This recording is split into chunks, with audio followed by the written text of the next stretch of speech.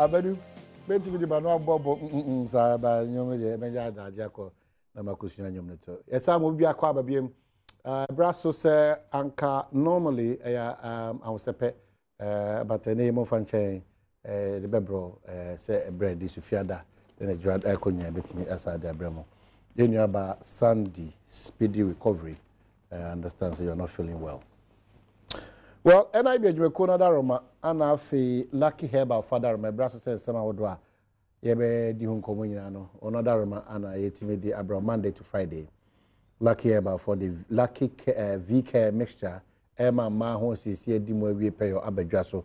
Sa pepe so na NIB for today your dream promotion also no aba eye edwa so se usi dan no akansinsemu ana de oyebia na se OCC wo dem so na ho asem no akoye kana no eno so ho asem wono so aso kwaso nkosokwa friend na bi ko no 05014510050 and 05014111697 the ohian say a valid national photo ID card fako NIB in krabata bia na bibia enkoso emam ejira bushafo na adofo ya nemu rempem hene na na akosa dia nkwanta oda adofo nyina ase ro meta wa chibra opa maame ekrabia sa so na maame sawa Edna Dako Ghana airports bra papa so open the krabia also oda adofo ebeta wa nyina ase sa so ana Wesley Day 1991 students Lava Mankwa or assistant headmistress or KSTS Patasi Kumasi Linda Jima Kojo Asante Kojo Norway Bella Samoa and Afe Nancy Teboa Jennifer Ni Pluto Muinaso Edna Se Odamas. On the brighter side of life, happy birthday in Koma big brother Mr. Seth Kwesi Bentel, formerly of Hills Pharmaceuticals, and Dan Nana Akomia's driver. God bless you guys. Samuel Brian Boabin Anna Ode Abba. And happy birthday in Koma Seth Kwesi Bentel, formerly of Hills Pharmaceuticals Limited, and Dan Nana Akomia driver. God bless you guys. Samuel Brian Boabin Anna Edeweaba. Alaji Alifa Enso Odoyumo, also thank you so much for your support, your advice, and your encouragement. Alaji Alifa Doyumo, Onsiachao. Yeah, Papa. Offensive midfielder, the ball juggler, what's not say, politically serious. Makacho say open say bribia da onim die konkanya. He is a living testimony to addition in India. Ene ahobrasie. That is nimnyam for a year amankwasi ama for you. Ti konho. I say eye me David Neka say the say me say me kwa radifi. Kwa radifi no nimnyam ape o. But the kasa koyera asia mancha na okope nimdia obetimi dia bobra. Say oya baiwa, say oya brantie. Etima bo mo timi dia konkan. Akwaba. Yeah, da Papa. Ihu adaroma. Constituency boko. Ihu adaroma constituency boko aban bai. Okay, medical chia constituency fo nyina north and south. Ene Ghana fo nyina wo mo hwe ene wo mo muti. Constituency me sa insunu case na hono na hamiyi ba ne kosi ya ne se SIF project omode ma contractor no omode man no man 9 projects e wo me constituency nkwa nti sika bia e de be man no spread it over the 9 projects na je say affect hono so deeply because the hono na very very serious because in so to e untumi nko ubegina ho sa mama ya twen trips of latrite agu ho ba nsu no eba na aba wo mi ho nyina na atwe abo no nyina na eden na eden ko ntia ne de problem pa meda aban nso ase ni apa kwan ni akwansirimu kwan na aseso kwan didi su kwan ani nyina odi ama contractor omo gravel edi nyina ama contract. Yes. Omo guso den dia omo gravel. Okay.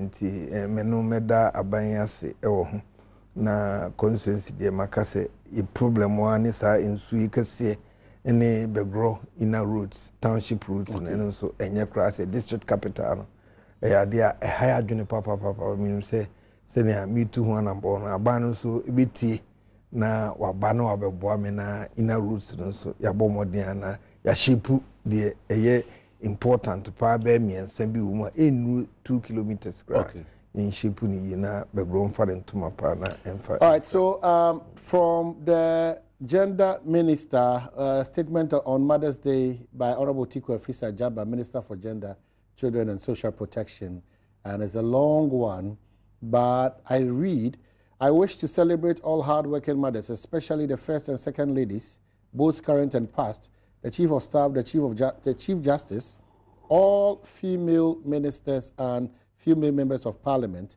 and their hard-working Ghanaian women.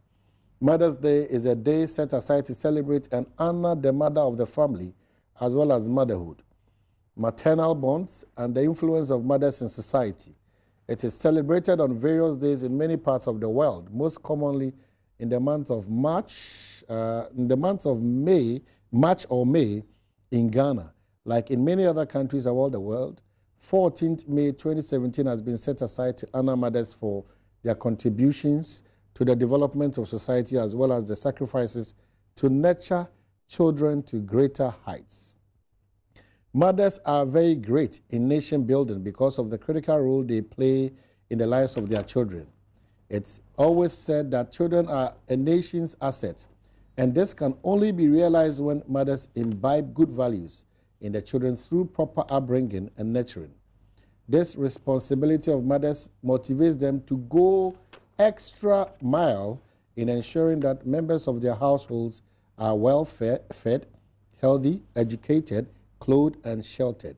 Some mothers work hard under harsh weather conditions, unsafe working conditions such as snake and scorpion bite, challenging late working hours environments, and live unhealthy lifestyles, all in the interest of the well-being of their families. So when mothers prosper, their children, husband, family, and society prospers. So it's a long one, and I'll get that time appropriately to read it all out for you. It says, ending it, on this special day, to celebrate the hard work, resilience, sacrifice, and contributions of mothers, the Ministry of Gender, Children, and Social Protection joined the whole country to salute mothers whose resilience to raise children have brought the country this far. Aiko. To the single mothers, women with fistula, HIV/AIDS, mothers with children, hemophilia, autism, and all sorts of disabilities especially, we greatly appreciate your determined efforts to make your children achievers no matter the challenges you face. We must resolve to be better mothers in spite of all the odds to meet the necessary need of the Ghanaian child today, 60 years on. Busy mothers should make quality time for their children, irrespective of the fact that our society pushes some of us to be engaged in multitask. As a worker, a nurse, a teacher, a lawyer, a homemaker, and sometimes defying all odds to make ends meet. Mothers are a blessing to the society, and it must. Mothers are like a guardian angel, and the fruit of your labor will not be in vain. So let's reward mothers by respecting them and acknowledging them. God bless you for your sacrifices and undying love on this special occasion. We wish all deserving mothers a happy Mother's Day. From the Minister, Gender, Children, and Social Protection, Utiku Afisa Jaba, and Adewe Ade Abre Yen. So that's it for mothers from the Minister. And this one, happy birthday to Pastor Tetekwe Joshua. He is with us. And I read it. Rejoice today and be glad for all the beautiful things the Lord has done in your life. May God's grace continue to shine upon you. So, Pastor Tetekwe Joshua, happy birthday, Enko, Emfa, Emma. And then, ni daku, Alabasta boss guy no, and a friend said, ni daku, also happy birthday, Enko. Well, so far so good. Ni Patriotic Party and Nana Akufo-Addo. Honorable, monam kwan so pepepe. Oh, you are Adom, say kwan Ghana, pese Nana Akufo-Addo fason. Say Swana Ghana pese odi yede ana Akufo-Addo fa kwan bi so anana na Akufo-Addo pese odi Ghana efa kwan bi so. On say political party bi a opepe power am say odan ne bi edi odi o manifesto eto oman nanim na policies a opese odi beye adwuma ama oman no etu empon ni nyina odi to oman no anim na oba power na fi wo say wo hwe say ne awokan no odi niam begugu fom na wo fi ase say animu ya o achieve nia okeka eni nyina o hwe se ebebam na wo anso unim se eye policy side ahoto bebre o manfo no udi so na ede ahoto eba o manfo so se ye behwa na Akufo-Addo Dubai niema bibiri wo ho a odi agu akwan mu a ekire se nia okache Ghana fo se obeyama ahoto nso aba no ogusu a oye enei se yehwe yensidi titira etumi hu se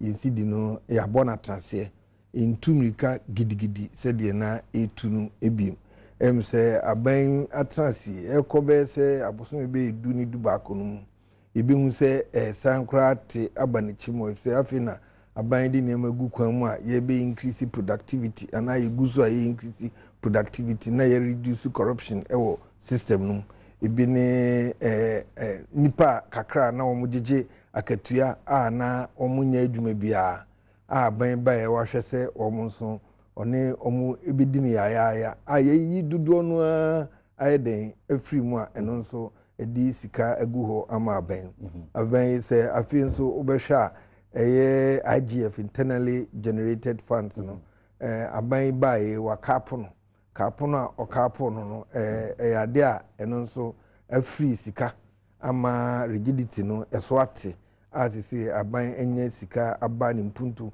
before now no nanka aban digi sika emu nchemu be se eduoson de ekwa eduoson de na chese yedi tua nipa be 600,000 ka ewo oman mu de aka no na besia ahoro a ya bobo no yedi tua eho mfantum ana interest na aban no chese de aka odi be development no nanka ebi ni hokra economics mi aka se enka enya hwe se aban etumi eyusu IGF ni nyina de hwe edi tua aka de tua interest na ye bobesia for development anka economically wise but enonso enye papa na chese yesa na interest no kwa na ekosoro the more interest no ekosoro sika no so a wosesa no na wonso sika no e follow enya ade a beboy sese ye foreign deposit no enonso ye increase no ama oman no sika gina bia no chese enya enyina so. Okay, I think one of the basics maybe at Ghana for yemududo na edi ejina so ayehwe nyoma bi ne se yasetenem yedie yasetenem nsachara se yasetenem ebekoyi be wobaka abatu bia ba yesi na sebi we kwan ni yedi school dan ne enom we sa ne no mia kasa masetenem ho asem no nhye bi gu akwan ma ebe ma the Ghanaian na also qualify and quite very ordinary Ghanaian. In fact, the grassroots Ghanaian no ebe nya tinka se ampa in such a case pa anabe. Oh yeah, say sha planting for food and jobs. Eye ade a aban dia ba aye no ho te say operation feed yourself na.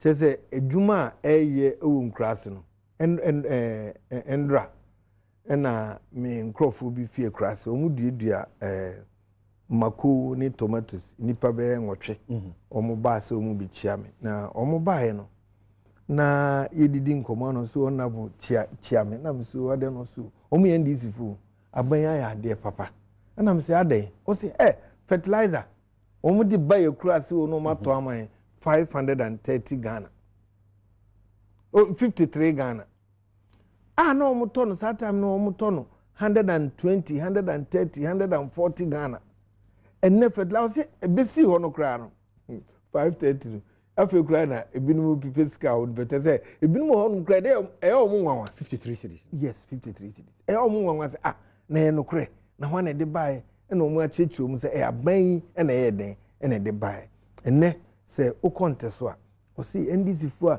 edua mako ntosi cabbage omu nyina omu so ma be people because omu hu bi da enye omu party na power so to say what I say omu de sa na omu but there's a contention so still even the issue about say 53 87 53 no abai bi de be check kwa maybe a national dance nipa dodo na so na ade no ye de ade na ache nipa abai bi de check maybe a national dance nipa dodo na so ade no ma ye hu se de esi edi odi abeche nipa kitua bi omo giye no omu ni hu emfaso omu ntumi nyusu ni nyina nti omu ton na boarding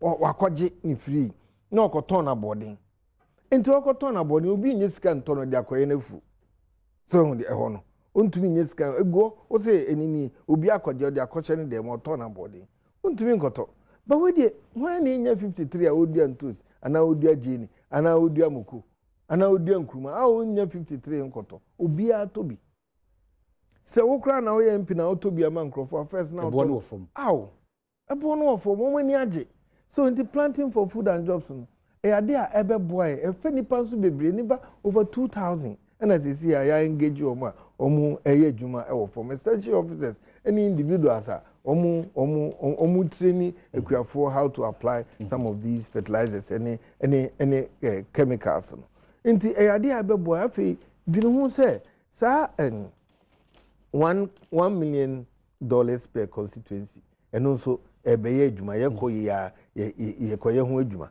and afi one district one factory and also mimi constituency ye ho adwuma ebeka 51 na eba out no ho nti wenum na dey employment beba afi sisi ano wotumi hu say obi ate no ho ase say aban bai onya enahi bia nso hwe fuel no won say fuel eba na chin kakra enso so but eba na chin kakra taxes na yi free so no say the amount for tia say fuel no ko pump na kakra nti to more kra na che say ayis kakese e de amount nti e de ahoton kakra eba e de enya ayete say yare no yare eba ifitin ya na ba but say kwa nkakra ba ahoton so a permanently no na ho ato sa na ye hwehwe ye lower middle income enso enipa ye kan o paper so ba yen Ghanaians atitirem na kasa debi ye wo hipic okay so inti nkakra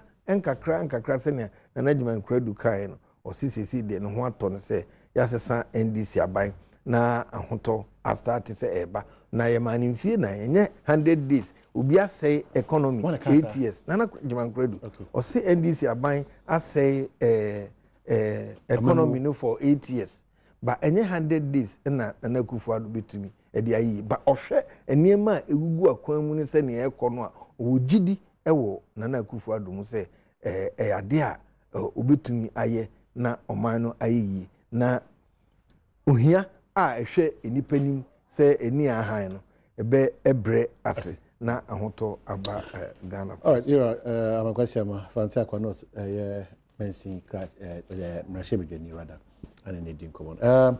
Chief Executive, American Trucks or Trucking, Clinton Kwabna Kakeri, good morning. Also, Bribia Dow Jibre Shebi, Clinton Kwabna Kakeri, American Trucks or Trucking, and that's it. Only total na ye Juma.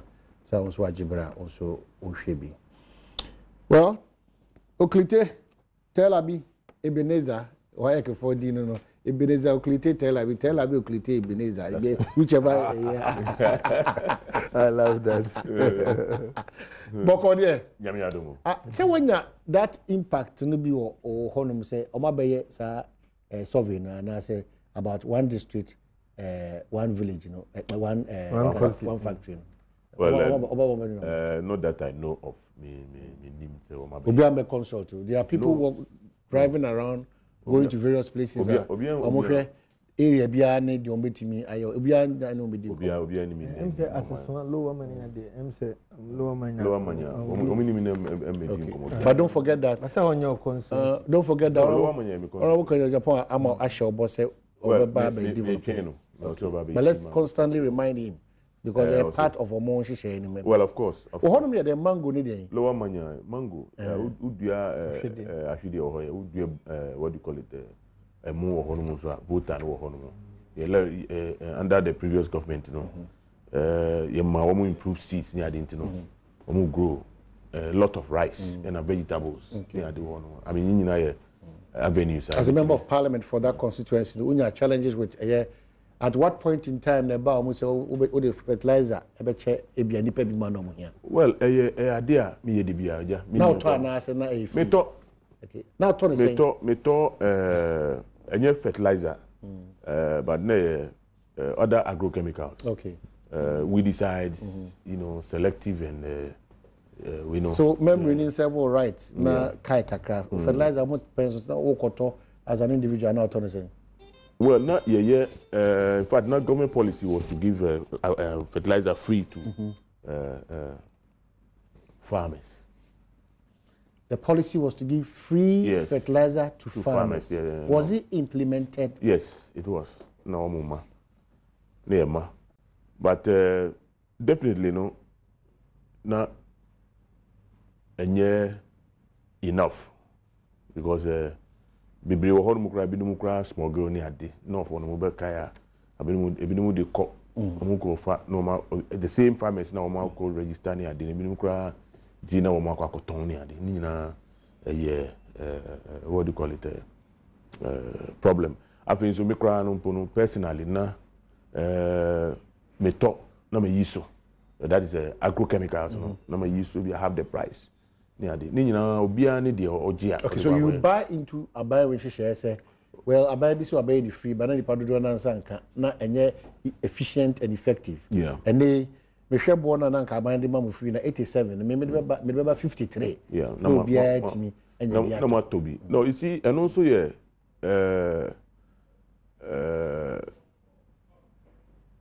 Nick won't try any because it doesn't take away the issue about woman better.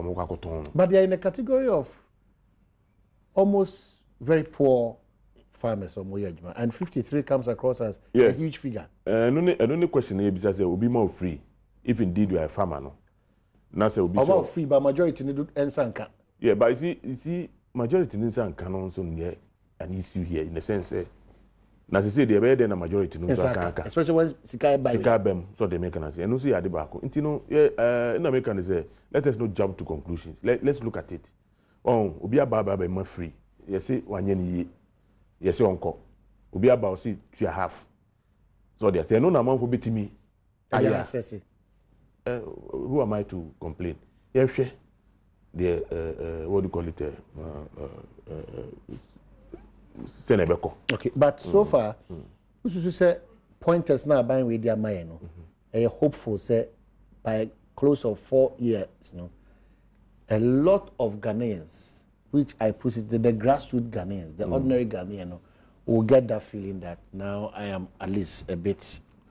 Well, you see, Omayini, Mami Fats Hakwenye na Enra, you know, me share me ma me ni womu di nkomoni ade. Me fa kon so achia wo mo ada wo ma se wo mo ba ya me invite wo ba me fia wo me be di wo ma me ti ase me ma me ewu na so me ma me ti ase me wu me organizers ni we wo nyina ya me ma me no wo ma me ti ase pa okay oh le otin kwa I like me ma me ti ase 88 oh I see but I'm tell my home pa and me jealous ka wow home pa and no me ka kire man say me nya nga me ma me ti ase and so no nyame akwan the point is that question obisa me me na kakra enne metian mo na me criticize wo mo beka say ye ba ye nche at the same time no no wo mo say wo mo de akwanya gu ho no ma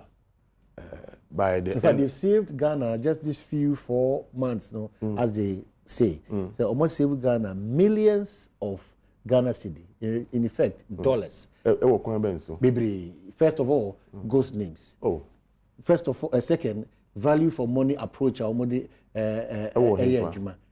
which of them value for money no is it one no value for money and I say I mean substantial issues are there base we use to cars be hu hia bia ma ban bi mo car na e wo ho na ye twia de sa na bo hen won den say e bi tu ana mo ama bia Omayini they shouldn't go there because you see, the Ministry of Agriculture here, Omatoka, fisheries, Omatokas. Is it before or after the? Before or after then? And yet, before or after then? Before or after then? Omato. You see, the person me say person you criticize so issues so and also raise issues with the woman say dodo. But at the same time, also can't tell me say why you bibia. Oh, yeah, Banama crackers nearby and stop. Oh, so they make So that is the case. That is one a cracker. Ministry of Agriculture. One a cracker. Crackers and No, by please. Oh, is it the Tanzanian president? And I say, one of the East African countries. Obaya will say, on toka, on ye way, on ye. The cars are among a buying out a cry and our told the abandoned. Back to sender. Or returning, yes. Or returning. O met me at home, and then cars from the banners of for say, here say, better. On for Toyota. So they say, because I buy a crackers now, a Toyota Ghana, a higher. What from my woman? You see, MPC per cars at all. And then, dear, Muslim told that. Debbie, Muslim to I want to car for. Ejuma mu jaya ye to aso de ye to aso na ka amato de yensa nkoto. I mean double standard. Debbie. You see, Ejuma ni nyina kan and then don't come and say yen talk for. Ah to ye wo budget ni ya execute budget re dada. Say ya to dada. Enya budget mu ni e de to. Okay, so your administration bought it. I know about two. They don't have a choice. Me pacho. They okay. Only But your prescription is simple. Back to sender if you don't like it. If you don't like it, send it back because the Toyota Ghana, most of the what do you call it? Cars buying cars or Toyota. The companies in Ghana hire Ghanaian companies. You can return it to them. If you say return it to them. If there are enough vehicles, use those ones that are there. Because we are seeing new Mercedes Benz, new ones are. One at all that. You don't have that fact. Me na make catch. Oh, me na make catch say John Mahama and Mercedes Benz. Oh, I see. One Mercedes Benz brand new. They're not going to do then John Mahama and toy. One of them there. So President, yes, one of them there. Okay, quick one. Lessons learned on this matter. Lawsuit against Ibrahim Mahama dropped by Senate. Lessons learned. Just a brief one on that. Oh, near Mekan say Ubia Nimnia, Senate for Mojuma Omoye. Juma Omoteti Sika Toho, now my invested Ede Ama Eduma for that. Apart from that, no, Omo Boy, Emma. You build the economy no nneema bebree like banks bebree omu decide sika bi abo won besia adan akese afefe enwuma ahoro bebree eboaboa yen omu nyina omu sika ewom senate sika wom omu de boa oman no enkoso nti ade eboa yi eboa oman no enkoso na adwumayfo nso daache nso esinipi ebo ho ban de ukufia onso onyekwa na ni si de ni obia beka ne se sisi ano pam utwa no nkwanchen srodo wanya akọ akutua nti emse ni asimbia kan bi waya ade obia nso enyesa na okay me das mine me hwe die Omampenyi nua ni mistake awaya ni se ni nua ye abaye president ni nua bɔ ne ho mmɔden ama Ghana fo abɔ ne ba na baso ama abaye president nti no hwɛ de course ni nyina na enye news enye asɛm a ɛsesanka aban a wabaso a wo se ɔno de ba be promote private businesses ni ade anka enye sa kwan so na se de ne fa because among for sheda say won be fasa akwan we so na won dey agu n'anim ase because yet here say ya no yen free finance minister na yemisa ne say watua senate for aban jejuma for what you need to force carry in the amount this year. What you am abai Mufra finance minister. SNIT abai the womoka what do you call it? SNIT contributions. It is in arrears up to now. Omra no me deny. Even if abai friends SNIT contribution is in arrears. What about the individual, private companies? So they make an answer. And you know, you can't say you promote indigenous businesses. At the same time, no, issues to say, eba. No, you dey call, you dey media, you dey for a shada. Oh, we politicize it. Politicize it, because. Did you see politics? Yes, of course. Mo studio here, trying to criminalize, what do you call it? Ibrahim.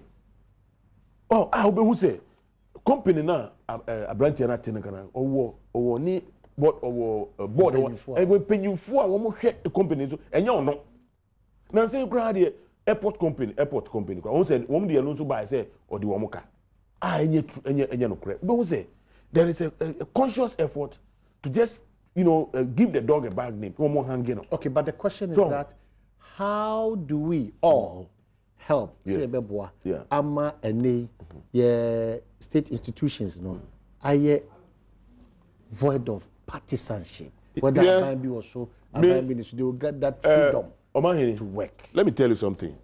This is a free advice.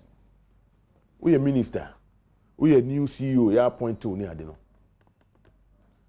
na say who got no office woman all of a sudden they have become saints. All knowing. All of a sudden, they have a third eye. Various institutions. One about office. All of a sudden, SNIT, in the time pass, let's say 6 months, 7 months, 8 months. No matter. No one say, Yama check be. Immediately, I buy best son, and I say best son, you appointing new person. Now amount for I started trying to, offer the court, yes, court favors. Please, what they make an say? But you know, hypocrisy. Sorry, I say. Unfortunately, young politicians, we don't read those things. We don't read. Then we also, you do what much. Sorry, I say. But as I said, no, addition. Sorry, make an say. The akosui, so who are bemu na a year there. And yet, I buy best son. A best son. And yet, a best son. There's a son. The akosu say no. A cost. It's a cost. And says a cost, but you see, the point is that here, 2000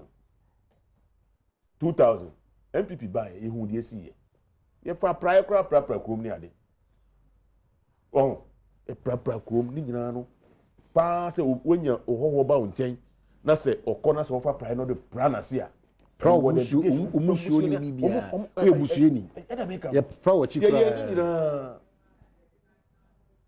2009 President Atamils buy or say no man e course no ma ye. So the make say MMDCs ye ma omo transit wo hwe de ekoso sisi no sisi kura na akwa ye mi say wo ye a professional engineer whatever na say ukosua de na say u rise to a certain position by dint of hard work any qualification in your area of specialty aban bape as I say when the 20 when the 30 years so as a kofi that's a major that the fear I me want to say and then I think almost all the institutions look whether NDC or MPP but no this is very critical observation and it's really worrying the country. Let me tell you something. You see a critical example Ghana Ports and Harbour for instance and I'm the background or a civil engineering tech not joining Ghana Ports and Harbour. A lot of their designs from Takra Distro. He rose through the ranks to become, the boss. So they say, and who are able to say, Yeah, no time I call university na ye nyi kakra. 26, 27 years. So they are saying. You cut it off and nipa be. Meba enne. Say akwana ni yere ne ho kakra. At 26, no bit my chief executive. Me say yes. But you be cutting because of political change. And American say, who rise it through the omnipa no and yes say enimuhwehwe and say bibio. But the fact say when we school term, they are coming out 22, 23 years. Young pharmacists, engineers, whatever they are coming out. So they are there. Give them 10 years. When 30 something years. 30. I mean, 38 years. Can you imagine what the person is going to do with his or her life? So they cut him or her off. Yeah, no, we're cutting it off because political reasons. We're rising to become, and then France, president 39 years. So they are saying. So nipa no rising through the ranks, no be your head. Na say the air cost is saying no. Obi a transit no atro. Fi hanom ko.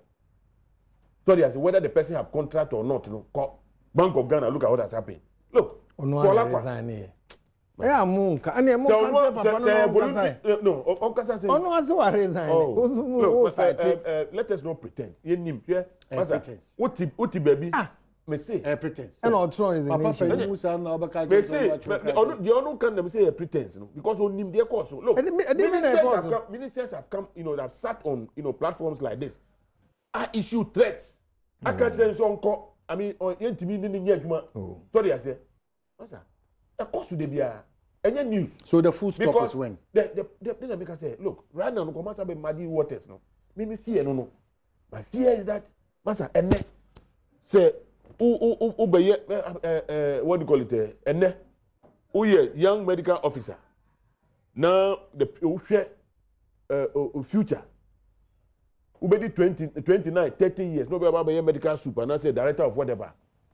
Now buy sister near Kufia. At 30 years, okay. Oh, quite. Until my friend near grow. My friend, they make very careful because they are caution. Look, local government,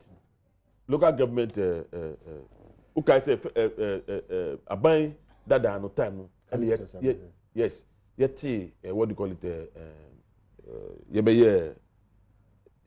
The couple local government service, no, from the main civil service ways now you are creating local government service, which is equivalent to the public services, whatever you what is here. So civil service institutional structure now what is here with their own, what do you call it, structure. Any political. So they make say this gentleman called Callistus, doctor, who shared the life in in the service. Yes, the service. The suku akoye, the whatever no ye no piloting, no on nature. We need na. He did not. When you know any political appointment too. Let us not believe this. Me ba.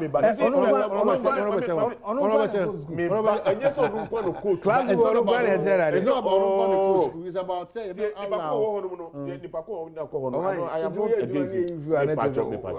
okay, wrap up on that. Nothing. Look, critical.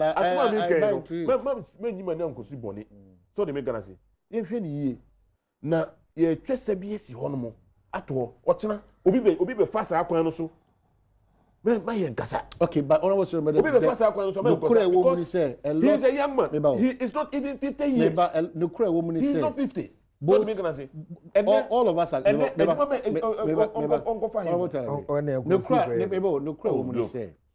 Young share Papa Ngua because within the MPP and NDC, Obon Tofa, a Ghana for Binimu or Monim, the Ebers of the Boagan, or More, not necessarily because of this administration. All administrations, especially NDC MPP, is saying acquire because the money when he say, Obi Betiba at 40 years and is a chief executive. By virtue of working with or under the NDC, about we buy no. Or contract or no contract. Or mine. Probably you are in a better position. They give you my lead. At least we know where we are. And can say 100%. Ni more canon. Wrong. But the American is 100% and you're correct. Sure. Appointments ni be political. What I say? You can't do anything about it. That is the point. ade na ye no e wo se nyina ye te ho ase se sa na ye norm no a obi akwa 2 3 5 6 years performance exquisite. Yeah, they are two horses share no. Dabi nyen share no okwa ye wadwuma because it can happen. Yeah, you natural wastage. Say oh ye adwuma for life. Tete no na wo China, tete no na wo Japan, tete no na wo Singapore, Malaysia. And any obi. What you say? Enti ene work bia is like a soldier. Show. That is the point. Ude unye do because any pay ko school ni nipa ba ko pe and a track classroom. Nipa be brain and classroom. They are okay. Obi betumi abaye near more than what Anamwa did in a year or two. That is the point. So enti say yeba na yekati obi shorter. Onipa na emenya ne ya. Adwuma no yambo ama no. Ene yammo no so ama adwuma. Neba a rule like dey call. Bibi da ho. There's a rule. Debi enkosa appointment say political. Many am penny say yebe concatenating nya di nyina begu nkrata so. Yeah. What you say? You say way political, way you say way bad. You be change way bad, you be change way bad. Be you say what you say? Into political, bad. You don't go school. Of course. Obi a betumi abaye, ebi no betumi abaye na chen wo. Obi so oba on tumi perform say there. O performing. Amanfo betumi aka na eyi no. Na de obi fufuro ya den. Obi fufuro aba. Na adwuma ye na ye ka say de meme nipa okọ pension be ende. Nipa no meba o. Nipa no okọ pension wan be di nachi. Oh, inti ebasi nese emenya you can still become a private consultant. So if you are wealthy or salter, and the company or the corporation will still consult you. What you say? Idea, yeah, no. Obi ya buy juma, na buy ne tua ne car. O lose ne juma pe na efabia. I didn't know be private work there. Say juma no basa na ebi no ani age. What you say? I didn't know say, but baby, tie. Ye wadwuma fi aban mu a ko private ohun customs officer or onye lazy a wako pension na yi na di a watre fi da wa no o port o no ye agent adwuma ne bebre wo ha obetumi aye consultancy bebre all question perfect submission but the other contention is that and she share wo ho a adwuma bi a wo koye no ye de fam ho so sa na tie dia e na se me bana say Chief Justice, say meba na say bank panyimu Ghana bank panyimu bi meba na say Bank of Ghana bi meba na me see hono kura no say twitwi wo but krata so de ono a na atro krata say masi form so at bono so person cho say behind the krata no there are a lot of issues asem say nei say NDC ba na me ana me ye yoko panyin under MPP me te ho a ye won hihye bi e bo me ho ban pampe say whether MPP whether NDC ni kwaso do sakame ana hihye no e wo krata so Chief Justice e wo krata because we me say whether those hihye no constitution mu kwana political appointments bi wa uni ni say aban sisan prekope no ti ase say aban sisan ye ko ebe ye state to constitution mu what you say and the into Chief Justice obi betumi asisan but ye kika kono me ye kika kono meba de kika konya aban we asem na meka se di amamuo Ghana amamuo si kono ya hwe ebedu beebi no ebet magazine on kwana be de na constitution ni ho ade constitution wo ho de mrada ho kura na edi de mrada ho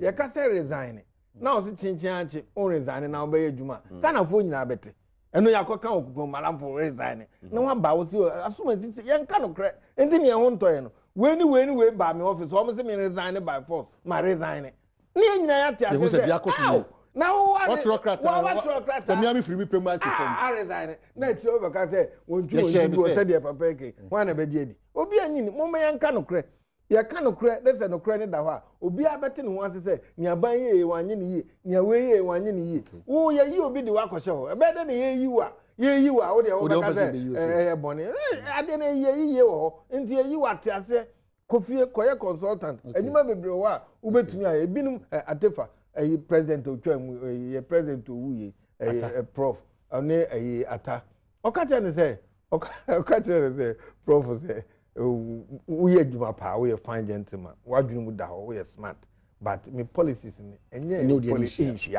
into kofie how about that no but okofie no okotena oka o lecture or a professor say I ne aye bai ya san ma na djuma south enti ye yi wodi a no me amfa ne say so okofie fi adwuma mu a na you are well has ended debi when a door closes to you and a bigger one open there just open your eyes you will see it international bodies may be on my perform ye let's say don't by force but me apply to our benye bi na expand your knowledge catchment area. It comes back to what former President John Dramani Mahama that issues about corruption, whether attitude, whether bypassing the processes and all those things, it's not just the African, but it's more of African. Socially, it's more. You want more. Your body politics is there. I'm tell again. I say, oh, can't fast. My name about asema. What about American? Sure. You mram pon a constitution. Yes, I dibia kan. Your friend transitional, arrangements, name. Provisions, Saban ebetu aban fisuni ade.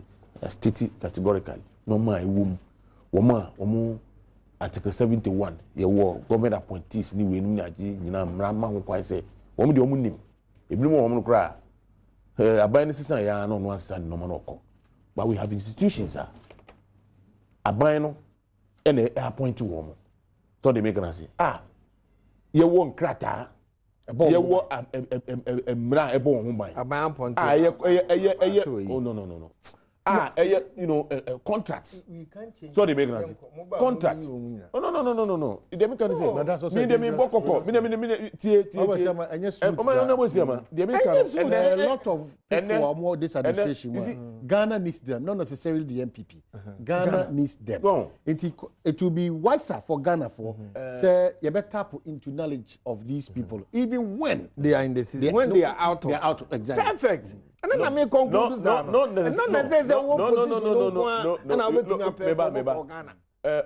meba you nyina ye MPs ye nim say contract here 4 years 4 years no corner say amount for say wo fa contract no obi ma kaput so they make an say obi aban afano ana Ghana man afano say baba ye governor of Bank of Ghana the amount 4 years on the men so they say one after 1 year aban fufura ba o si wo tranketi ne ono anareza na hono ntiase oko meba na koko body nti nka de ekoso nyina nka ma ne ntan no fa sanse anyama na papa yi ye koko body meba you see don't look you see mean there no be one I mean na koko body e bomo at least expect that thing from you the me person me can say as a say koko body na ye wo mra as a koko body ye wo mra baby oni koko to le di koko ye baby papa ba sika onya let us make scientific the argument no ye scientific enye scientific let's ye scientific argument ebi ni say me oh come on me ba say abani say credit for money to us that is the point no me ba papa ba is opuni doctor ba any baby okay yentie when is scientific tie downward fact and scientific ya metu ndc ya metu as it say you metu 24 years 24 years abai man ni wie the contract Emma na we di 60 kra ma the woman no another whatever to round up aduma no ye ne ye oh come on and then measure no you see I mean I can say yeti anu se say bisa me catch them say obo opunidi master the fact say bia won pay me masem no en kire say medjuma so enye say me bo ni din say o ti be na me bo position because no money make demand say me bo ni no me ba kan make say kan yen kan de o kan say no ma e koso wo hono no bo no ma e koso wo hono dia ye wo mra wo ye wa pusufo ye wo we wo hono ma ye mfa no ko gina asem bia na bia da wo tia na ka say eni ntini na wo mu yi na di e dey no wo say so ya interdict no what the interdict no obi throw letter me no me ka say obi at office of the president that throw letter akwa command say up to 5 p.m. time now say time no me turo letter no kra no e de man so onko no so de me grand kra na me nye ni se kra say won kra won hu file ba kra wo what do you call it any of because wọ́n yẹ premeditated I mean wọ́n kura wọ́n I mean ní nyinaa yẹ premeditated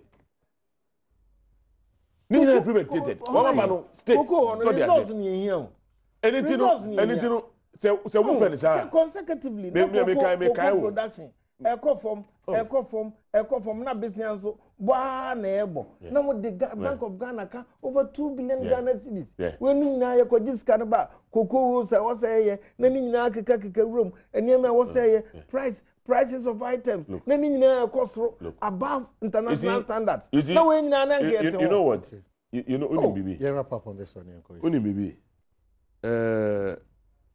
Next time you buy animal, me the document you buy and bring some information. So what can be? You say prices a cost na we no more cost na de. One by prices na eba form. No matter how can you look who can we can say almost save what 33 million. President drive into it. Don't drive into which one? So bizarre question. No. 33 million Ghana. 430 ghost names. Ghost names. And only teachers. Teachers said 22nd. They are going on one cost strike. One cost strike. Because Mayday no. Obi placard back me who say, am I a ghost? Do I look like a ghost? But he's not a ghost. He's not a ghost. He's being paid. They are fine out now if he has not been paid. Well, but you see, you have come to deceive Ghanaians. Yeah, no. Ghost name. Gidi. When you 30-something thousand ghost names. Meanwhile, the problem is that yes, Muslim mama one more time, one more biometric, what do you call it? Verification. Now process na nyese wo mu enye wo mu no amaye o ebi no kra makwa koye ama what do you call it processing no mu wie ni ade it is not their fault. Now udimrika ba say they are ghosts no save Ghana aba can say look you see mamu mpremu I know you boy in a hurry but hasty slowly things done by heart are never done right. Okay. Are never done right. We are doing it with your mind. Corruption with our mind we are doing it. Okay. Yes. Corruption do with your mind. Corruption not African. It's a global problem. Right. Wrap up with this one. Corruption not African. It's a global problem. John Dramani Mahama, immediate past president of Ghana, has slammed what he says is a humiliating tag of corruption on African countries. According to him, corruption was a global cancer that required a concerted effort to fight. Mahama spoke exclusively to African news on the sidelines of the World Economic Forum on Africa held in Durban, South Africa, and I quote, "I reject that tag, of trying to humiliate African countries with a tag of corruption. Corruption is a problem all across the world, even in the developed world, and so all of us must partner to continue to fight it. I mean, as you point one finger at somebody else, 4 fingers are pointing back at you. What we don't recognize is the success we are having in the fight against corruption. It is not the prosecution of people that shows that the fight is going on. It is the systems we put in place to prevent corruption that are important," unquote. Mahama further opined that beyond fighting corruption, African countries should fight to achieve inclusive economic growth in order to cushion their most vulnerable class of people. Yes, the fight against corruption must continue, but at the same time, we must make efforts to achieve inclusive growth. They are not exclusive of each other, he added. Mahama defended his legacy over his period as president, adding that since governance was a continuum, it was important for the new government under Nana Akufo-Addo to continue with projects his administration had started. Okay, so yeah. I think the president that he was hitting, Neil. Yes, Right place. With him, then say me call conference be World Bank program. Now the issue of inclusion and corruption about up, and the discussion now, everything was pointing to Africa. Oma mentioned Nigeria. No, Oma mentioned, instances in Africa.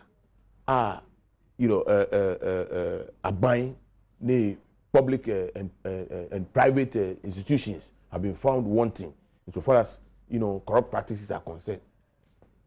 Now, discussion no and Congolese MP, one of the MPs from Congo, Nigeria, during plenary, what do you call it, session, Obisa, some of the companies are dealing with Africa. Now, one of them was GE, General Electric. Rep about and they were talking about inflating contracts and whatever. And man on the presentation, he was trying to take themselves out. And Obisa say, if indeed they are all can say, corruption, every time you need to say you be ni winner. I didn't know General Electric. So be my what do you call it, power how do you call it? Well, in fact, say I didn't know. One day, in fact, it's a Ghana so power badge from General Electric. Or the Court Ivory Coast are different price.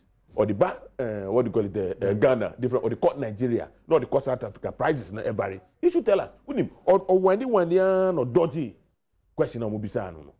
So the maker say, at the end of the day, the whole conference, eba to this very conclusion. They say, I say, akolaboni, ebi akolaboni bi, akolabia, anase obia unifi. I mean, in a group of about 10. Nanipa kakrebu hono unifi bia, de come di de bia unifi. So they say, and it they be a biane be yira wo baby cry. What is your so they say. Because who Africa say, oh, we are developing. I mean, things we need. A dozen, even individuals, poverty levels near very, very high. And the quest to be rich, the quest to get certain things there, individuals, and anytime the issue of corruption near is raised now, then you're pointing to the black African.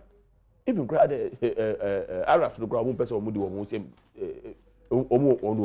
but the fact is that all the issues are koso. All the issues, some of them sometimes, not saying always. When we debate parliament, when we international contract near debate parliament, ma eludie. Sorry, American. Nobody go honma. Woman kasa woman engineering from the BSc. Abrofuna woman can develop, well, woman can be. Sorry, I say. It is a amampenyin that can. This odika. It is true. It is a fact. So the issue of corruption, it is not, peculiar to Africa and not black African countries. It is a global stuff because if we be and then when we see acquisition being to what do you call it, America and whatever contract near the and Nigeria we call Dubai. Sorry, I say a contract if you are brutally and a buy. Sorry, I say those who the hubs, the developed countries. Okay. Anything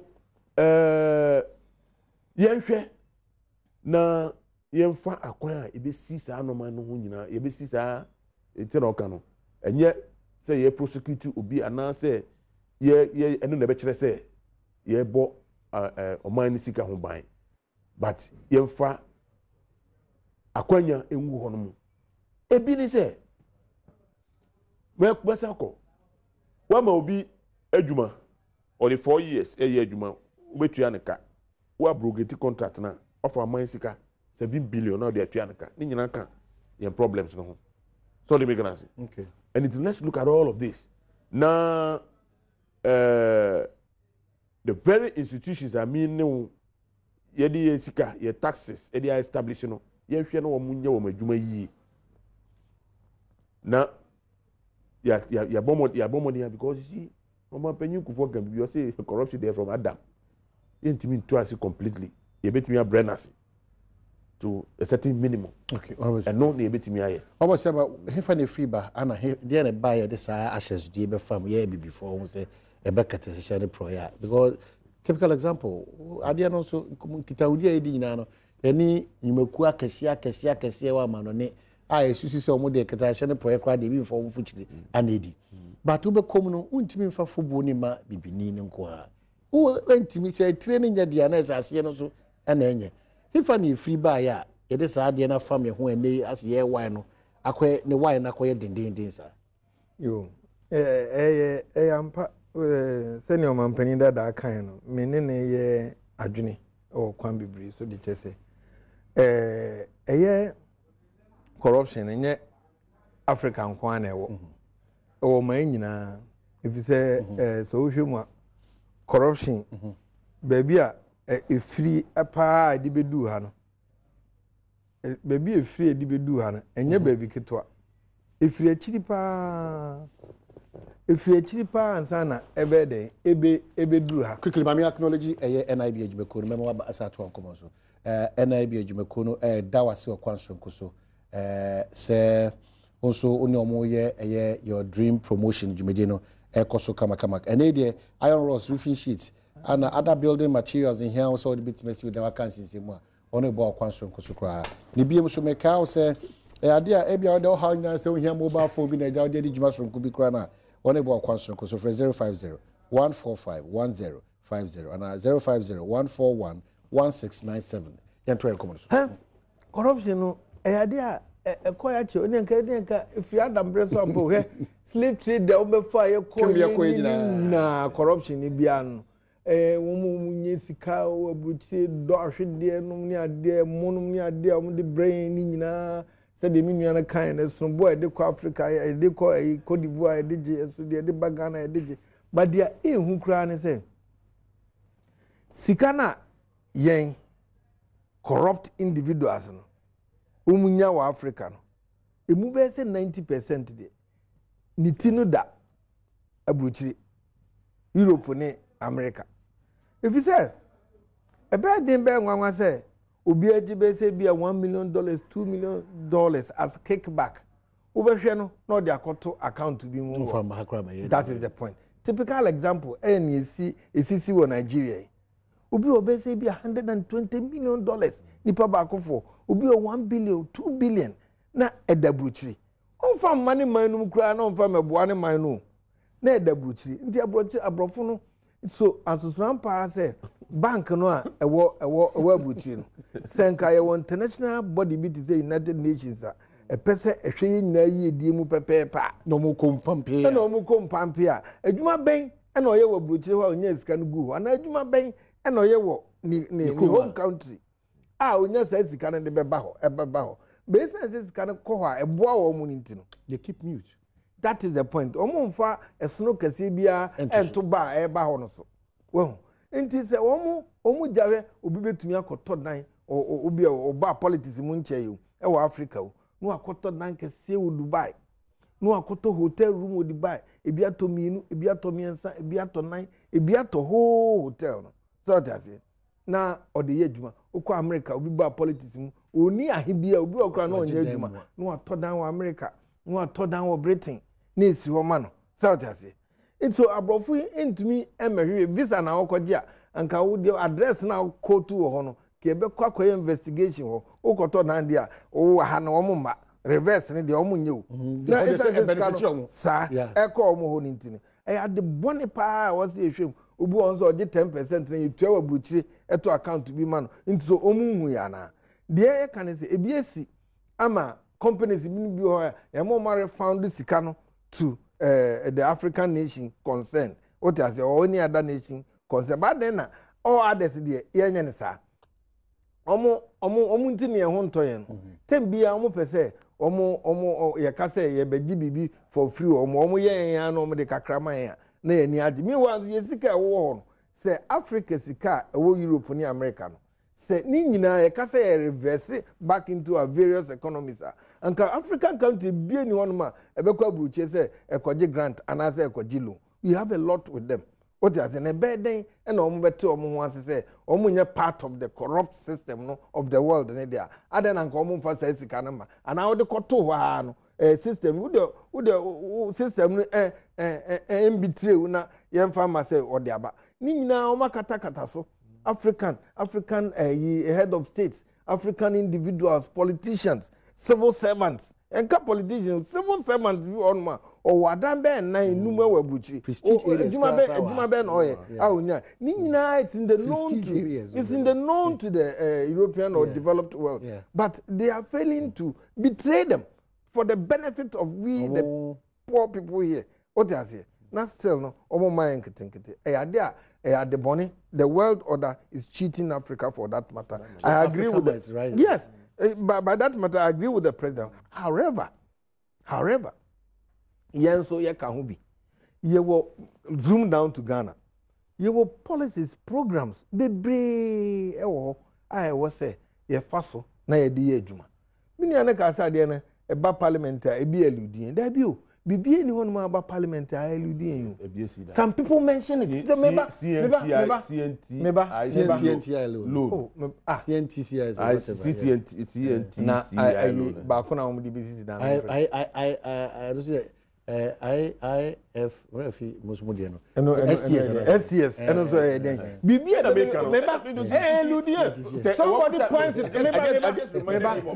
somebody points it out. What you are here? By any neglect. No, it's pointed out. No. You see. It's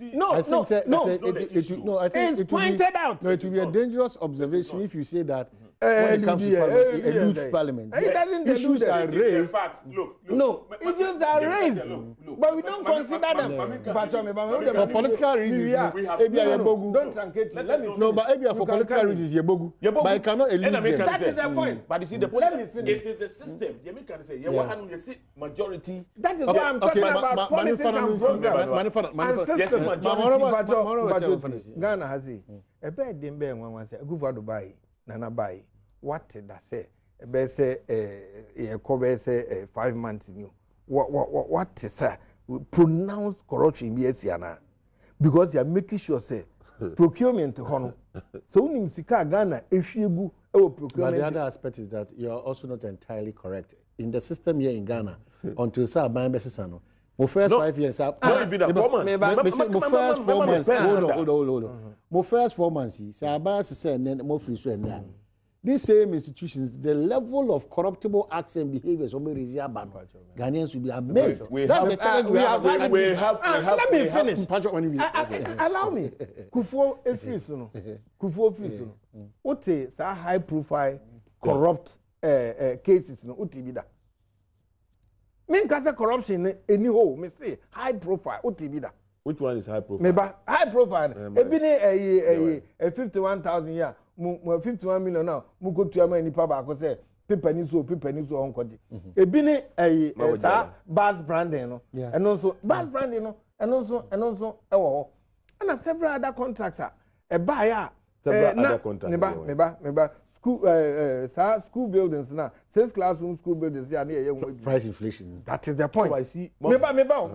Let me finish. Oh, we would the other now.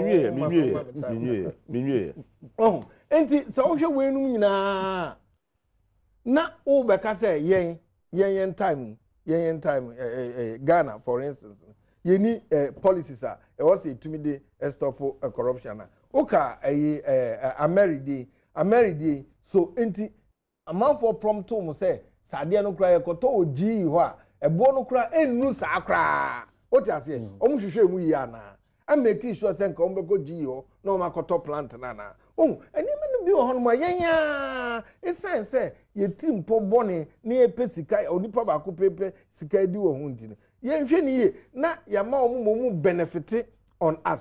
He, I mean ka say me ade bia me ka say me say ohuni bi wo ho. O say papa bi betwa timba wo nukru. Na papa no ko hu no so. Nana, ma me mpe 20 million ma na me twa no so.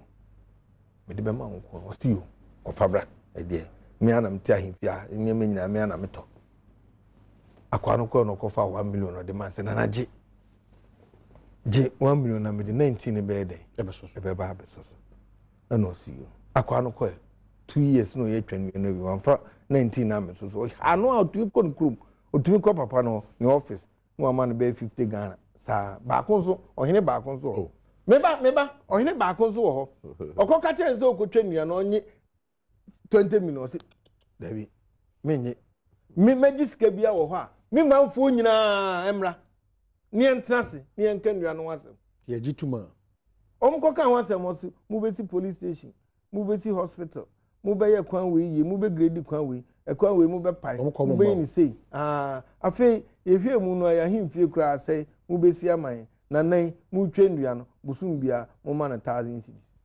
Can you imagine? 20 no, make sure say when you have value for money, value for negotiation. So until at the end say transparent, even you got more than so the back of kokom ni into amount. And then they come Africa no. Abrofunu bebre ho amunti. Abrofunu bebre ho amunti. Big one. You see, I'm happy the way I all pontificate now here. I hear me. I like your whatever. But you see, we have just forgotten. Just under 4 months. Friends say finance under Akufo-Addo. Omako 2.5 billion. You see, you are sitting here talking about transparency. Oh, yes, Raja Bem. You are talking about your mubushim. Raja Bem. Me say. Master, clean. The person who bought majority share. You see? Look, let us not go there. The fact is, yeah, all Kasano about the instances, no man say metaphorical, not say the audio call you finding. Look, Adito, Ghana, one kasa. Your market price and your high purchase price because people do this kind of man or amount say loan, a certain interest also. Perfect. So they make an answer. And you know, say ne. Unwuchiri una se uni sika na se opeso toka na obi toka na obi yin sika dia toka no dia amount you don't expect say Toyota the price now one go and buy it at the same price. Where always car the better. No, you don't have it. No, where you have when you don't have it. And where you have it. Because the case in point there's a time a year can this American your power badges near the time no na Ghana did not have what could have raised money. We did not have. Right. To go and purchase outright, and therefore we had to go get somebody. Otherwise, you know, you go for third party. Otherwise, we